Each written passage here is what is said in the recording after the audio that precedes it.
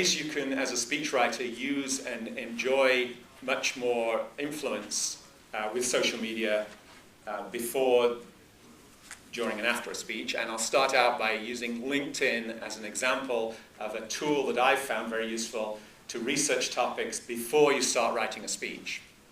And specifically, I'm talking about LinkedIn groups and polls. Now, again, I'll have to assume, I could take the whole afternoon here till 6 if I had to go through explaining. If this is drawing a blank to you, just know that within LinkedIn, it's not only a place you can put up the equivalent of your resume, but if you haven't already, check out LinkedIn groups, which is anybody from a speechwriters group to a budgerigar fanciers group, or a group of people who live in a certain city, or a group of PR practitioners. I'm sure if you put PR under groups, there's probably 50 or 100 groups to do with PR.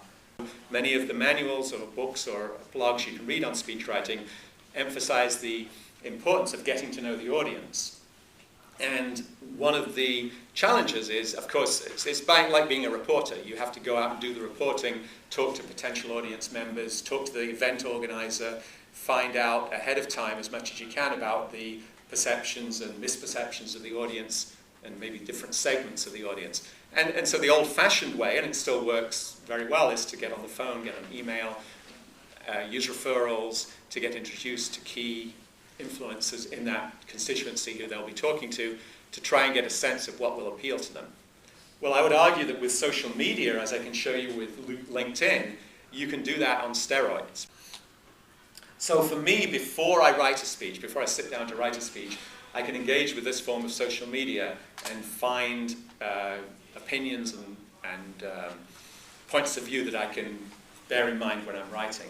Now, the next thing, though, about Twitter that is like, this is the third rail of speechwriting, and not speechwriting as much as presenting today, is as I look around the room, it's obvious to me that many of you, in fact, probably the majority, in some cases, I was looking in the keynote this morning when Charlene Lee was speaking, and 30 to 40% of the people, because it was dim in there so you could see the glow of the screens as it lit up your faces, people are going to be holding laptops, iPhones, Blackberries, and they're going to not switch them off. Now, in the National Speakers Association, I hate to put people down there, but there's an old school who started professional speaking back in 1961, and they've been on the circuit ever since. They can't stand this because they like to see the whites of people's eyes. They like to, they've got that motivational speaker magic, and the last thing they want to see is this kind of, as they're presenting.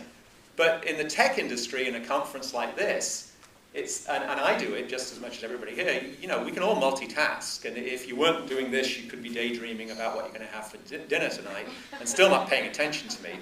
So the Twitter will absolutely give you there is a back channel of communication. And the single, on my handout, I've recommended 2 or 3 books, but the one I brought with me to show you is called The Back Channel by Cliff Atkinson. And I don't get a commission from selling this or anything. I don't know the guy. I did write a review of it on my blog. But this book nails why it's relevant that audiences today are no longer sitting quietly taking notes during live presentations. Instead, they're carving out a new space in the room, which he calls a back channel, where people are online, searching for resources, checking your facts, and connecting with others inside the room and out. If you're in the right place at the right time, it's worth thinking of capturing your speaker. As a speechwriter, I do this, so that you can now, either through the audio, through the, and by the way, what I would do with this, and I've done it many times, is there's a lapel mic that this comes with, and there's no reason why the speaker couldn't have 2 lapel mics. Switch it on, put it on hold, slip it in their inside pocket, and then when they come off stage, you've got that 1 hour, that 40-minute talk. You could put that out as audio, as a podcast, or you could just transcribe it. There's transcription services that would transcribe an hour talk for about $75 or $80 now. I've even done a little promo video where I've got my flip camera, switched it on at home, and said, "Hi, next month I'll be in DC, and I hope to see you at my event, and let me know if you have any questions ahead of time." It's a way of sort of proactively polling the audience. Pulling all of this together, and this is something that's discussed on page 101, as it says in the handout of this book, is a social media homepage.